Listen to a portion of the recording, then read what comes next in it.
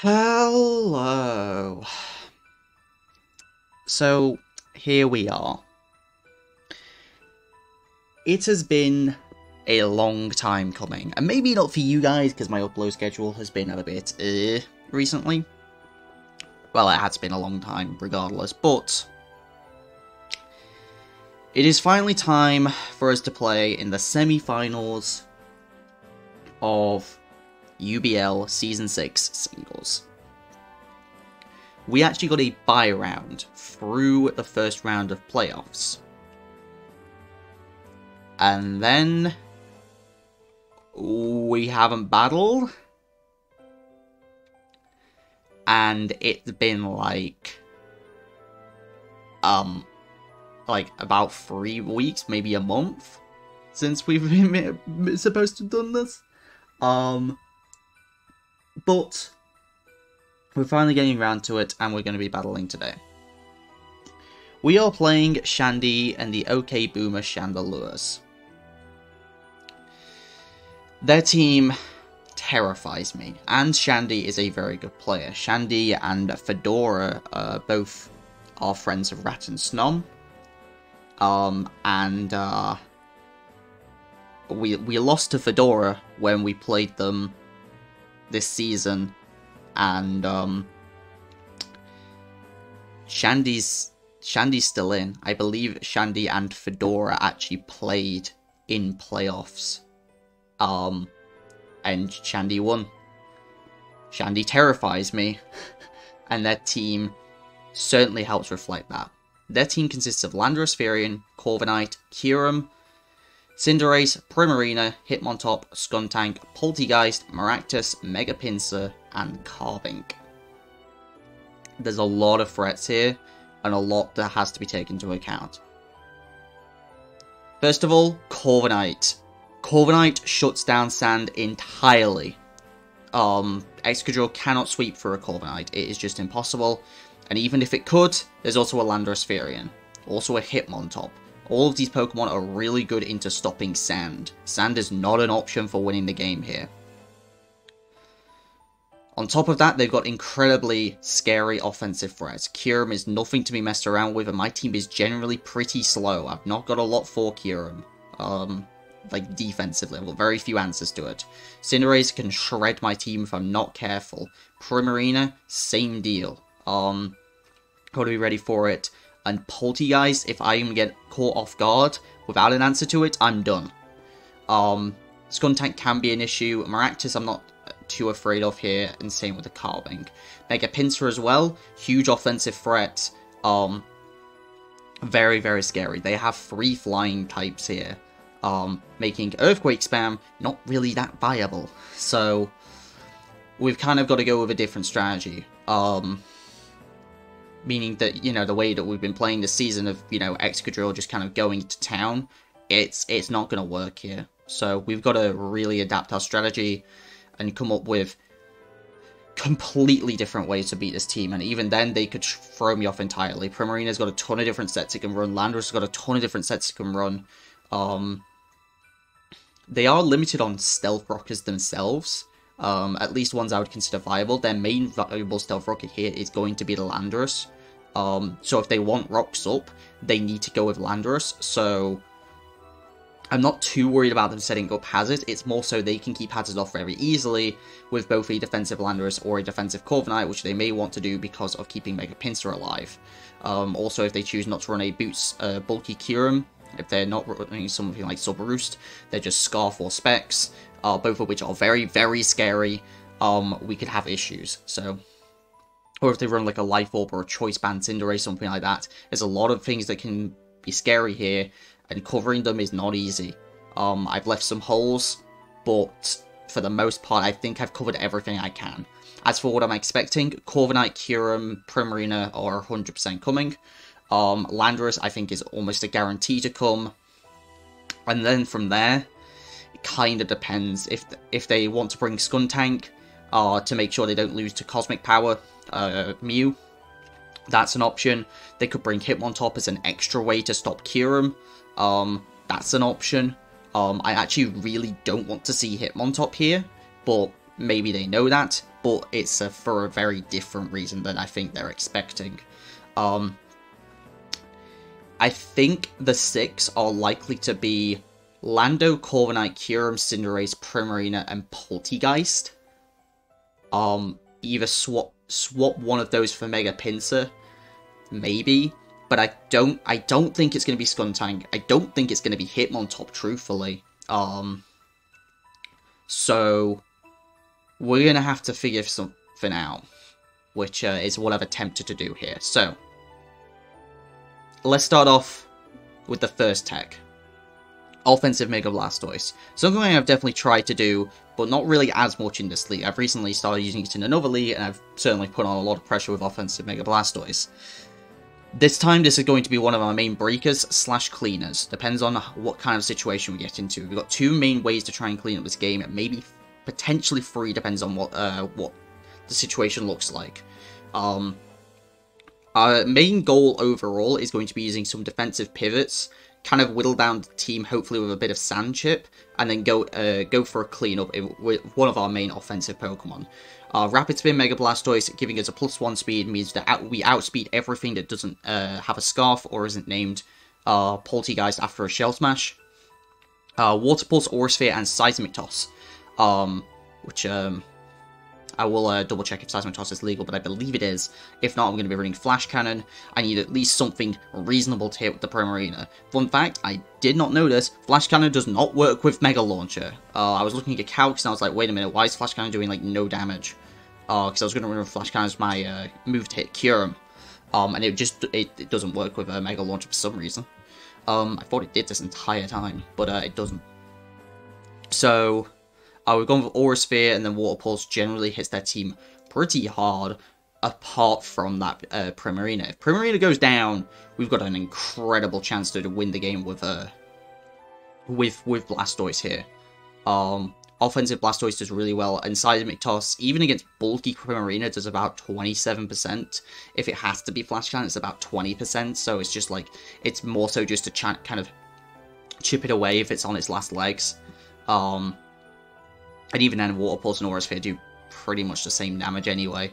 So the Seismic Toss, if it's allowed, then we'll go for it. Otherwise, I may even not even run it. I may run something like Flip Turn. I'll decide afterwards. But I will double check on Seismic Toss. But yeah, Offensive Blastoise.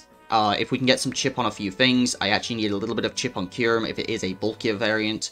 Landorus, I actually can't kill a specially defensive Landorus from full.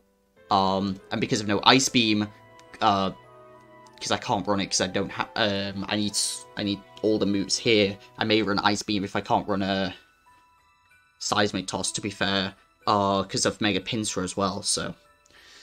But yeah, my Mega Blastoise is going to be offensive and try and go for the game if we get the chance to take out that Primarina and get a few bits of chip on things. Speaking of chip, Excadrill. Excadrill is going to be probably the last-ditch effort to try and win the game if possible. But it otherwise is going to be generally more of a check and make sure I have an answer to Poltegeist.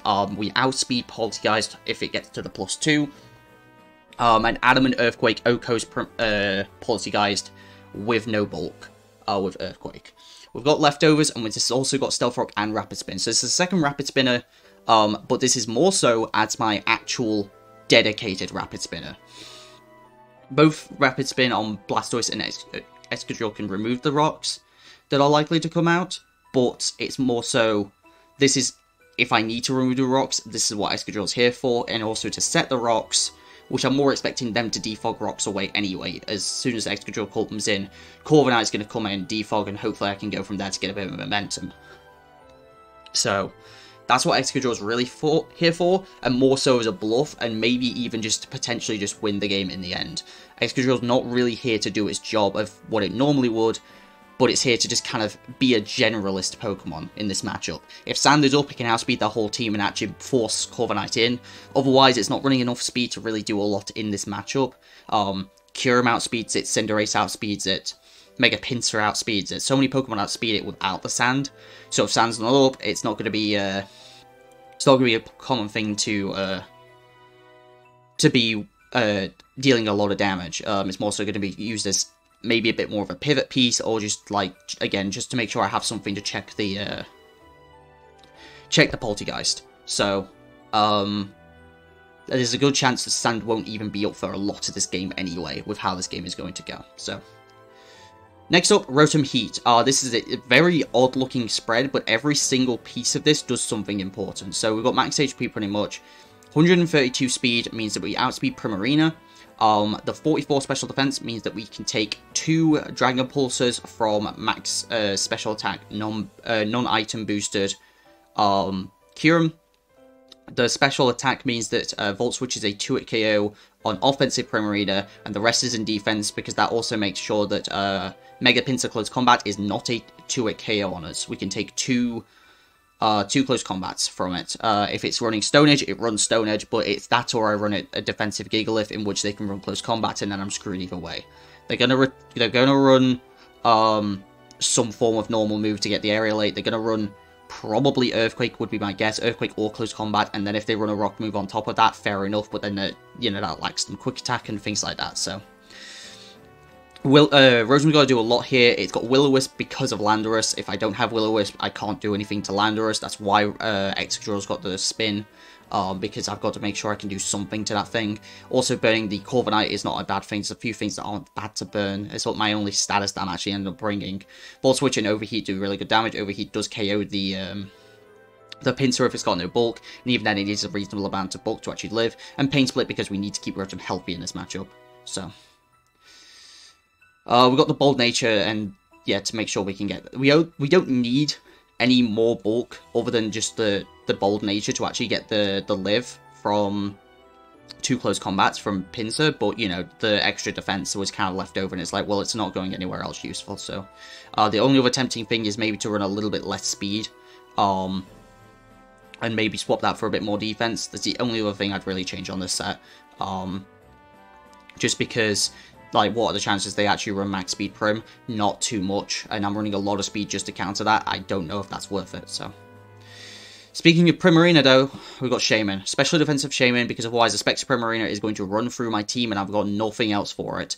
We've got, again, that little bit of speed. I do not mind running this little bit of speed to make sure I actually outspeed the Primarina, unless it is Scarfed. Subseed makes sure that even Corviknight does not really want to... appreciate us sticking around and just being generally annoying. It's also why we're running Giga Drain, because we have to. Again, so we can sub up on the Corviknight switch in, Leech Seed as they try and just break our sub, and just kind of try and whittle it down and just annoy it to the point where it can't really stay in against us. Because Subseed plus Leftovers means that, eventually it's just gonna have to, use all its moves, and while, pressure is a thing, Sub's got a few, everything's got, reasonable amount of PP. It's also why we're not running Seed Flare, also because of Mirror Armor, potentially, if they run it. Corviknight's just a pain to take down. It's also why Rotom Heat really has to come as well, because otherwise taking that thing down is going to be a nightmare. So Shaman's kind of just bulky and defensive, and again, an offensive Primarina will ruin me if I don't have this. So, yes, Shaman's got to come here and it's got to be defensive. But this isn't really what this is all about. The Rotom Heat and the Shaman and Ice defensive pieces, we've got some decent offensive pieces in Mega Blastoise, which is more so going to try and be used as a late game win condition, as well as Excadrill being generally offensive and trying to deal reasonable damage where it can. The main spice comes in Mew. We're in Trick Room, Teleport, Roost, and Psychic. We've got enough special attack so that max HP Kyurem can't take we still break a sub. We break a sub on max HP Kyurem. The rest is in max HP and special defense. This is our main. This is going to be our main switch into Kyurem, because otherwise it's not good. We're not going to have to switch into Kyurem at all.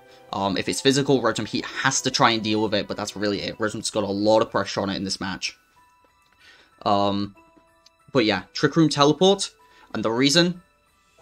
Choice Banded Gigalith. This is our main win condition for this match, and the reason why I do not want Hitmontop to come. Looking at the dock here, which I did a decent amount of, making sure I got everything right. We go up to the type charts. You can see, and Rat pointed this out, they have one rock resisting that hit on top. Everything else just gets bopped by it. Even Corviknight, you want to see the damage. Why are we going Choice Band? Go for a nice Gigalith, which is normally, you know, quite defensive against Corviknight. Physically offensive Corviknight. Max attack. Adamant, we're brave, but that's just to minus speed, so nothing can underspeed us in Trick Room. With a Choice Band. That's with Rock Blast. With Stone Edge. 48%. After Stealth Rocks, that is a 2-hit KO. Even with leftovers. Where's the rocks? Stealth Rocks. Guaranteed 2-hit KO after Stealth Rocks and leftovers. That is why we're doing this. And after that, and there's no Hitmon top, they've got nothing. They've got a defensive Landorus. That will take it decently well, but still, that's after Stealth Rocks, and if they're running Boots, that means they've got no leftovers recovery. That still doesn't exactly appreciate it, and if it's already whittled down from having to switch into things like Excadrill, or, you know, taking Burn Chip from Rotom Heat, and if it's taken Burn Chip from Rotom Heat, it's not, and, you know, it is burned, then it's not going to do nearly enough damage to Gigalith to really warrant me switching it out. Trick Room, setting up the Trick Room and getting a teleport up gives us, I believe it's going to give us 3 turns of Gigalith outspeeding their entire team and just picking off everything we can. Getting this set up is going to be a key for this match, and it's not going to be something I expect them to expect at all. So, Mew's going to play a generally defensive role, but also will help set up Gigalith to try and sweep this team. We've got Stomping Tantrum as the ground coverage just in case we need it. Superpower and Rock Blast. Superpower is just kind of generally there if I need to click it. And Rock Blast is if I don't want to risk Zone Edges. So this is an off-the-wall team. It's got a lot of things that I think they will expect, and a lot of things I don't think they will. I think Spadef Shaman is not something they're going to really be counting on. I think the weirdness of this Rotom Heat, which even I'm not sure on, I may even run more, I think I'm probably going to run more physical defense, because I've already got 2 special defensive mons, especially something I'm going to have to dedicate myself to, you know, switching into Kyurem anyway. Rotom's got too many other things it needs to deal with. I have to cut, in fact, yeah, I'm going to be cutting this speed. I'm going to just run 8. I wanted to outspeed the Landorus, but the main thing is, if I don't run this defense investment, I'm opening myself up to Cinderace, and that was one of the main things. It's like, if I open myself up too much to Cinderace, then things can get real bad real quick. Also, kind of what I was saying, since Gigalith's going to be mainly coming in when it needs to, and just to click Choice Banded Stone Edges, Sand's not likely to be up for this game, but I don't want to just show them a Mold Breaker and make them think, okay, I don't have to worry about Sand for this game. Sand has to be available as an option, and even then, if Sand's not available and I get a Rapid Spin speed boost, that means that, you know, the Pokemon, you know, like Cinderace and Kyurem, who would normally come in and just try and, you know, kill me off, can't, so. We've got a few options. It's going to be tough. We're bringing a very odd team, but I think the few pieces that we have and the few things that we can help catch them off guard, as well as our kind of main defensive core, will hopefully carry us through this. You know, they can all heal in their own way, with Shaman with the Leech Seed and Protect. You can do Roost, and Rotom has Pain Split to try and keep itself healthy. We've got answers to to most of their offensive threats, as well as being able to deal some reasonable offensive pressure of our own. Excadrill is kind of be the one that generally comes in and just tries to threaten things, but more so is going to try and set up Stealth Rocks to force them to pivot out. Set up Stealth Rocks, go into Rotom Heat on the Corviknight, and then force them out. And then, you know, they go to Landorus and we Will-O-Wisp regardless of what they do. Like, that's going to be a general pick for what we want to do for most of this match, and then try and, you know, whittle down their team for one of our main sweepers to come in, either Blastoise or Gigalith. Get set up with one of them, whichever one we need. Obviously, Mew will have to take a hit or 2 to get into Gigalith safely with the Trick Room up, and then Blastoise as it gets one rapid spin, and if Prim's down, game is done. Not game is done, but we break a lot of their team. So, that is going to do it for the team builder. Bit of a long one, but it generally is one of the longer ones for this. I didn't put as much thought into this as I could have, but I think I've got this. I think it may not give me the best chance I have. I think if I thought about it for longer, maybe it would have. Maybe I could have thought of something else. I've heavily considered Noivern for this match, for example. But other than that, like, I think I've brought the right Pokemon, other than maybe Noivern, if we look at my team. Like, Aromatisse doesn't actually do it against Kyurem, because Kyurem can actually run Flash Cannon. Scrafty doesn't do enough in this matchup, and there's too many things that wall it, honestly. Weezing, like, the main draw of it would be Toxic Spikes, and being defensive, and it just doesn't do enough here, and Gabite's, you know, Gabite. So, this is honestly where I expect the run to end. Chandy's a great player, and this is going to have to be one heck of a match for us to somehow pull this out. So, wish me luck. We play later tonight. And let's just hope that this Gigalith somehow just pulls through, because this is it.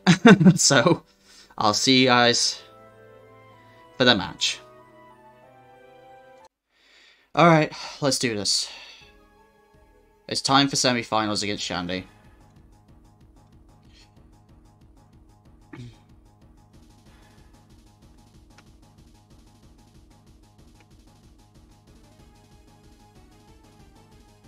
It's time to play Chandy.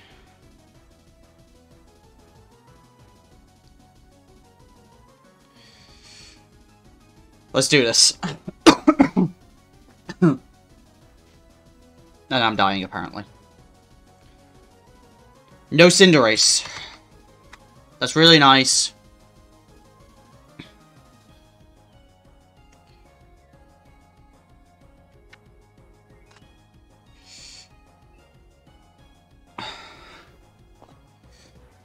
They actually brought Skuntank. No Hitmontop, no Pinsir as well. Okay, no Pinsir's really nice. That frees up Rotom a lot. That means it can be primarily used for this Landorus. What do I want to lead here? I was considering leading Rotom Heat, to be quite honest. I think Rotom Heat generally looks pretty good. I think I'm going to go with that. I think I'm going to go with the Rotom Heat lead here. To go with Lando, it makes perfect sense. I've got no other hazard, no other status on my team. I'm willing to just Will-O-Wisp this off the bat. They go for a knockoff to get rid of my boots. If I land this is huge. Why in playoffs do I have the worst luck? Oh. Alright, I'm going to Pain Split. Okay, well, I'm glad I lived. And it's not choiced. Do I need this for anything else? To kill Corviknight, actually. I need this to kill Corviknight.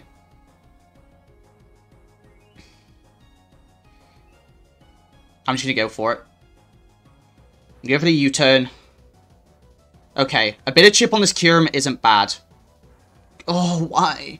Okay, so that's potentially more of an AV Kyurem.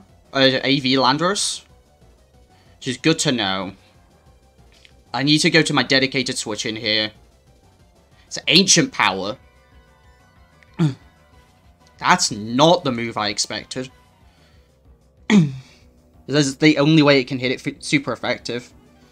But that means it's not Drake. That means it's got to be Draco. I don't think that's Specs either.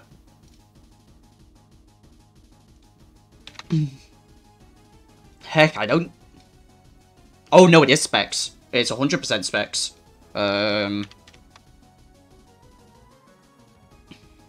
It should never do that much damage. Yeah, that was a low roll. So, I'm going to teleport on out. This just gives me a free switch into Excadrill here, which is really nice. But the problem is, if I go to Excadrill, I go to Lando, and well, we saw how that went for us. The other option is go to Gigalith, but I don't really like Gigalith as an option here, so I'm just going to go straight into Excadrill. I think if they go to Landorus, they've got to deal with rocks, and that may not be something that they want to deal with. Also, they could just assume that their Landorus dies to my Excadrill. They don't know what kind of Excadrill set I am. Yeah, that was the more likely switch that they're going to go to Corviknight. I set up my rocks. And now we go to Rotom Heat. There's a good chance that Landorus is... no, wait, we've seen knockoffs... Okay, no, its last move is EQ. So it does not have rocks. To go back to Landorus to take a bit of chip.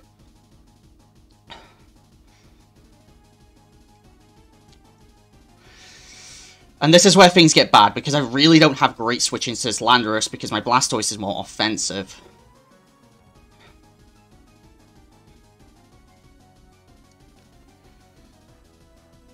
But I think I just have to go for it. They go for the knock. Please, please land. Okay, we get the burn on the Landorus. That's huge. I had to pray for that.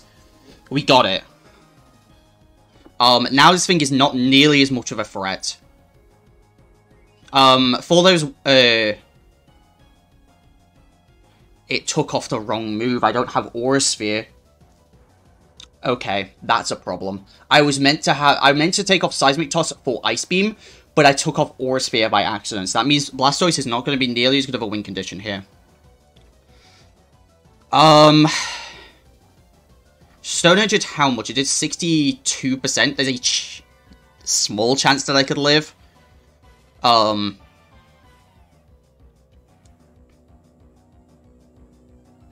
I think I'm just going to go to Blastoise. I think they want me dead. Yeah. So I did, like, no damage.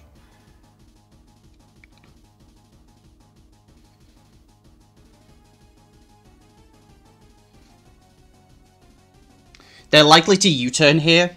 So I'm just going to go for Seismic Toss. Okay, this should still kill. Yeah, after the burn, it should kill. Kyurem comes in. Obviously having Freeze Dry.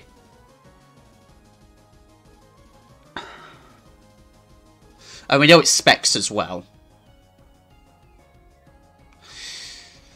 Specs Draco into Specs Draco is going to kill my Mew. Honestly, I don't think that Blastoise is the win condition here. I think it is more likely to be something else. Yeah, so we let them drop the Draco. And with rocks up, I think we can do this now. Let's put on some offensive pressure. They switch into Skuntank. And I set up Trick Room. I'm going to take a bit of a chunk here. No flinches, please. Thank you. Alright, Gigalith, let's go. This is what we're here for. Banded Gigalith. Please, I need 2 hits. I need 2 hits here. Or a crit. That will help. We get the kill on the Corviknight. That's super, super big. We've got one more turn of Trick Room. And I don't think anything can take a Banded Stone Edge. Not even Prim. I don't even think Prim can do it. Take it. Yep.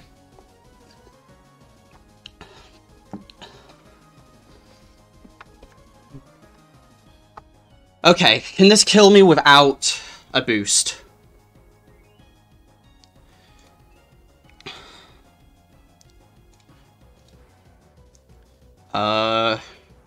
Poltegeist. No. In fact, it can't even kill... Yeah, no, there's no way this kills me. I'm gonna go for it. They just double out into Kyurem. I think they were trying to waste the last turn of Sand.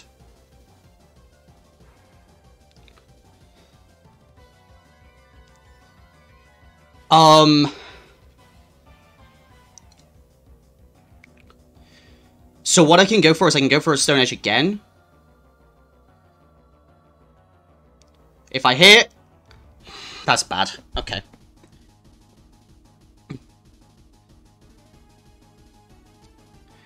So I'm going to go to Mew here.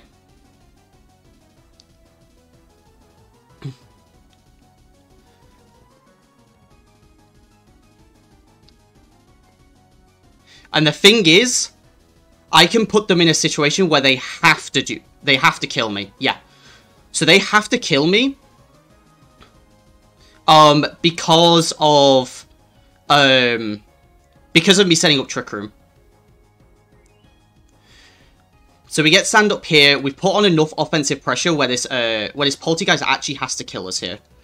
Even if they're modest, there's no way they get the kill.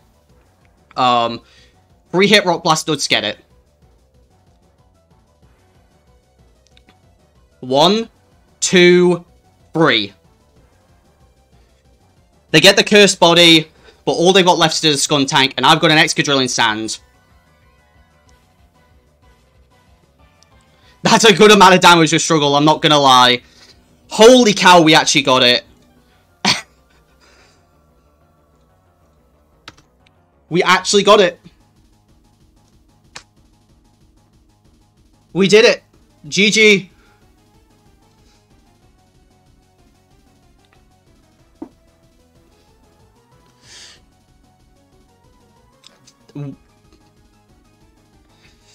I always KO'd.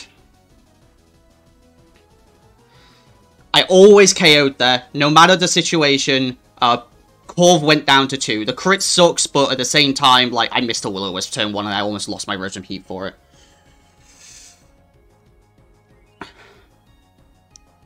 So, the Trick Room Giggle, if it did it, I had a feeling that it had the chance to do something here, and holy cow did it do something.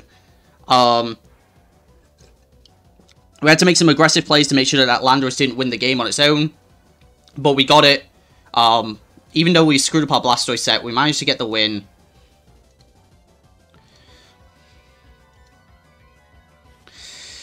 But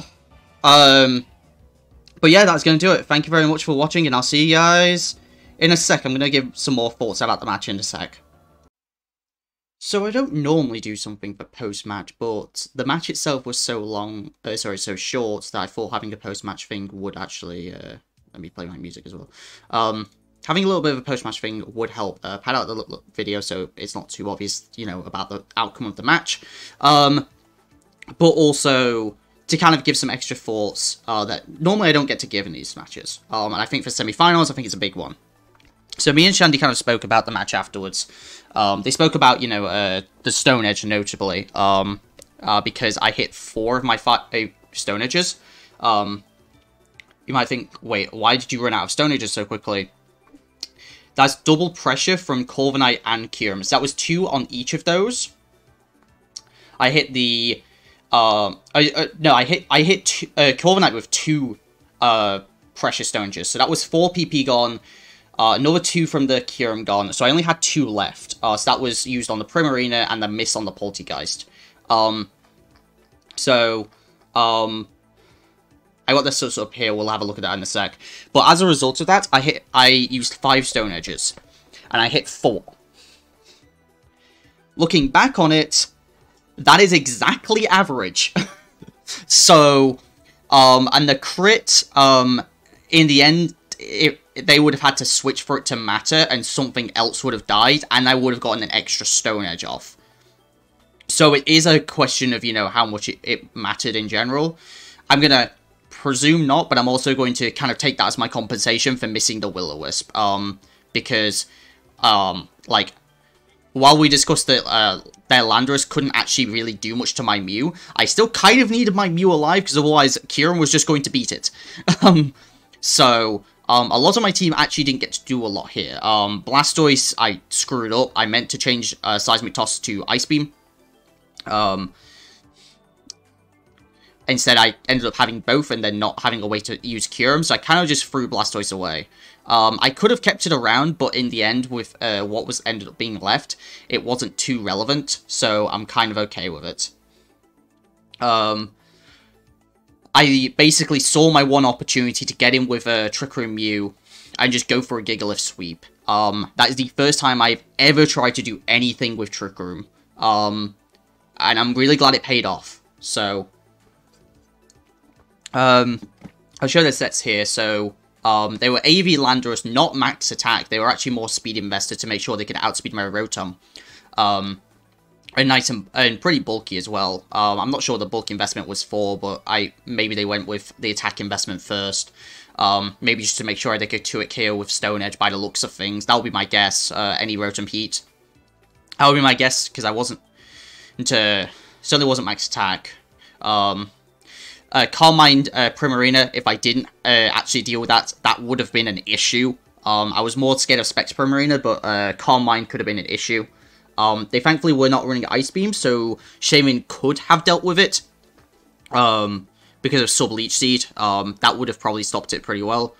The Corviknight makes a lot of sense. I'm not sure what the attack investment is for. Maybe something with Brave Bird, I'm guessing. I mean, it has to be with Brave Bird. Maybe he gets the 2-hit KO on Shaman. I'm not sure. Obviously, the Polity guys that really gave me a scare there near the end, they weren't max speed. I didn't expect them to be max speed, but, you know, I had to make sure. You know, I think that's very standard. Shuckerberry, like, as a counter to Gigalith, that also makes a lot of sense. I think it was pretty cool that they went for the offensive Skuntank. They also just did not bring removal. They didn't bring any hazards and any removal. I respect them not bringing hazards, to be honest, because of the amount of removal I had. In the 6 Pokemon that I brought, 5 of them could... All the Pokemon I brought could remove... No, 4 of them could remove hazards. 2 Rapid Spinners and 2 Defoggers. So I think it's understandable that they didn't bring hazards. I'm a little surprised they didn't bring hazards of their... a Defog of their own. But I suppose maybe they consider the other moves more important. And that is, like, the standard Kyurem set. Other than the fact that they were running Ancient Power just to make sure they could not have to Draco my Rotom. Which is a really interesting choice. They ran a lot more rock moves than I was expecting. But against Rotom Heat, I suppose it makes sense. If they didn't run a rock move on Landorus, or the Kyurem, with the team that they brought, they were forced to either use Primarina, which is not a great answer, because, you know, yeah, I have electric moves, and I can Volt Switch out, or they have to Draco with Kyurem. So in a way, I do completely understand them running a lot more rock moves than maybe I was going to give them credit for running. I was more expecting a defensive Landorus here because of Excadrill, but they had Corviknight, so they really didn't have a reason to. But I still expected Stealth Rock on it, not Assault Vest.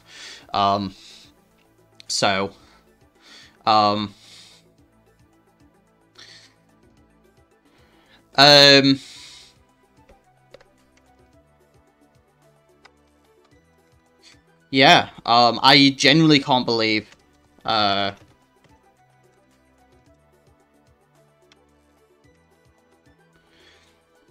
can't believe we actually pulled that out, to be honest. We took down a team that I was genuinely quite afraid of. They didn't bring some of the threats that I was expecting.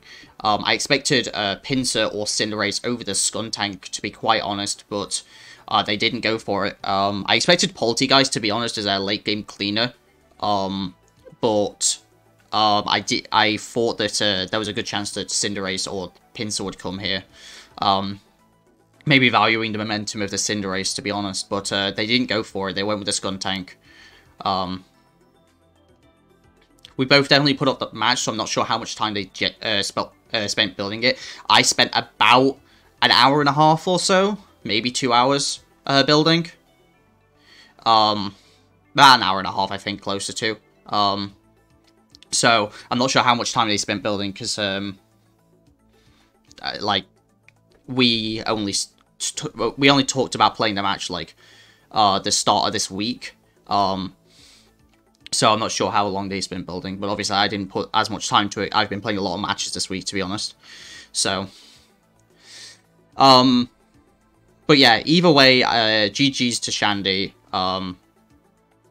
Like, the match was not in my favor, in my opinion. I think I had a few key pieces that I think they were scared of struggling with.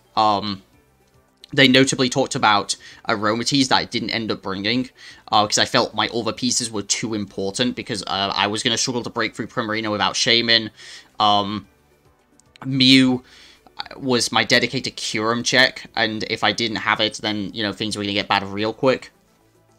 As well as, like, not really having as much answers into Landorus as I would have liked. A defensive Blastoise would have been better here, but I thought the offensive Blastoise had so much potential, and then I screwed up the set, so, you know, there's that. So, and with, if it was Aura Sphere, then a Rapid Spin on the Blastoise would have actually put in a ton of work here, provided we took out the Primarina. Though they would have probably come in with Poltergeist and just kind of ruined my day. So, maybe not. I don't even know if it does that much to Skuntank. It probably does a good, like, 70% or something. So.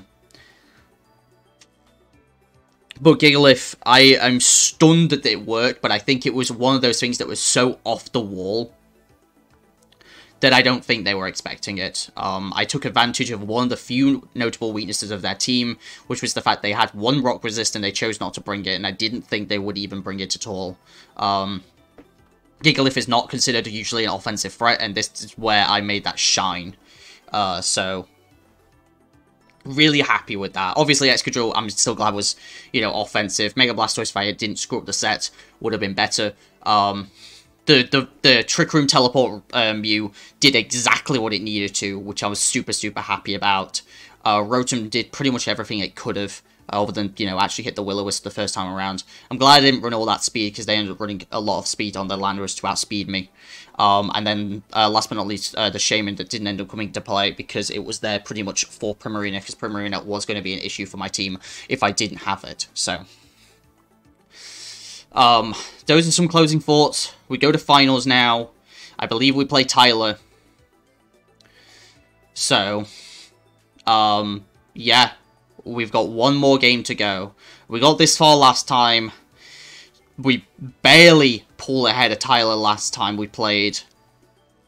Tyler, being the Southern Sandslash, I believe.